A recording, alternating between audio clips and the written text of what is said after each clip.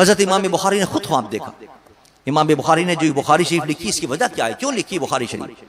امام بخاری نے خواب میں دیکھا کہ حضور تشریف فرما ہے اور میں حضور پہ پنکھا جل رہا ہوں, پنکھا جل رہا ہوں.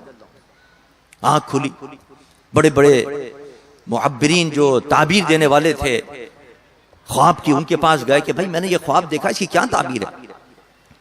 بڑے بڑے اس زمانے کے جو ماہر تھے تعبیر دینے والے, انہوں نے کہا اس کی تعبیر یہ ہے کہ اللہ تم سے کوئی بڑا کام لینا چاہتا ہے. اور حضور سرور کائنات صلی اللہ علیہ وسلم کی احادیث کے بارے میں کچھ لوگوں نے موضوع احادیث لیا ہے, کچھ ضعیف حدیث لیا ہے, کچھ صحیح حدیث ہیں. تم سے اللہ یہ کام لے گا کہ موضوع اور صحیح حدیث کے درمیان تم فرق کرو گے, یہ تم سے اللہ تعالیٰ کام لے گا. اور واقعی دیکھیے یہ خواب سچ ثابت ہوا اور اللہ نے امام بخاری سے یہ کام لیا. اور جب اللہ تعالیٰ کسی سے کام لیتا ہے تو اس کے لحاظ سے صلاحیتیں بھی اس کو عطا فرماتا ہے. اب یہ کوئی کام آسان نہیں تھا کہ موضوع حدیثیں کون سی ہیں, ضعیف حدیثیں کون سی ہیں, پھر صحیح حدیثیں کون سی ہیں. آپ نے 3 لاکھ حدیثیں یاد فرمائیں. اللہ اکبر, کیا حافظہ اللہ نے ان کو عطا فرمایا. ہمیں اور آپ تو 3 حدیثیں یاد کرنا میں مشکل ہے.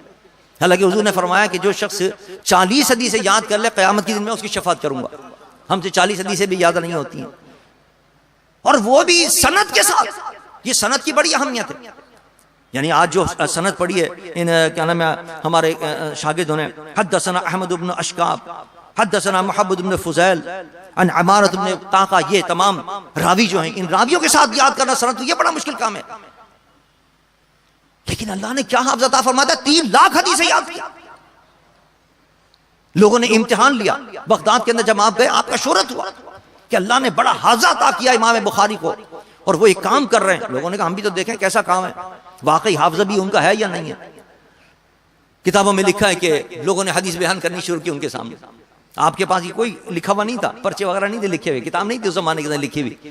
انہوں نے ایک حدیث لی اور اس کی جو سند ہے, یہ جو میں نے پڑھی احمد بن شقام, یہ سند کسی اور حدیث میں لگا دی, اور دوسری حدیث کی سند اس حدیث میں لگا دی. اس طرح کوئی 40-50 حدیثیں ان کے سامنے پڑھی. اس کی حدیث کی سند اس میں لگا دی, اس کی سند اس میں لگا دی, اور خلط ملط کر کے پڑھنی شروع کی. جب وہ پڑھتے تھے حدیث کو سند کے ساتھ, آپ فرماتے تھے لا عارف. پھر دوسری پڑھتے تھے غلط حدیث, آپ فرماتے تھے لا عارف, یہ بھی صحیح نہیں ہے, اس کو میں نہیں جانتا, یہ تم نے جو کرا یہ میرے علم میں نہیں ہے ایسی. پھر تیسری پر آپ نے مان لا عارف, اس نے کہا اچھا آپ صحیح آپ پڑھ دیجئے. اللہ جو غلط انہوں نے پڑھی تھی اس کی صحیح سند کے ساتھ آپ نے وہ تمام حدیثیں سنانی شروع کر. حیران رہ گئے کہ کیا اللہ نے ان کو حافظہ عطا فرمایا ہے کہ ایک حدیث کی بھی جو سند ہے, کئی اس کے اندر راوی آ رہے ہیں, لیکن مجال ہے جو ایک راوی بھی غلط ہو جائے, ایک راوی بھی چھوٹ جائے امام بخاری رحمۃ اللہ علیہ سے. تو اللہ جس سے کام لینا چاہتا ہے پھر اس کو یہ مقام بھی عطا کرتا ہے, وہ صلاحیت عطا کرتا ہے کہ امام بخاری رحمۃ اللہ تعالی کو اللہ نے یہ حافظہ عطا فرمایا. پھر انہوں نے لکھا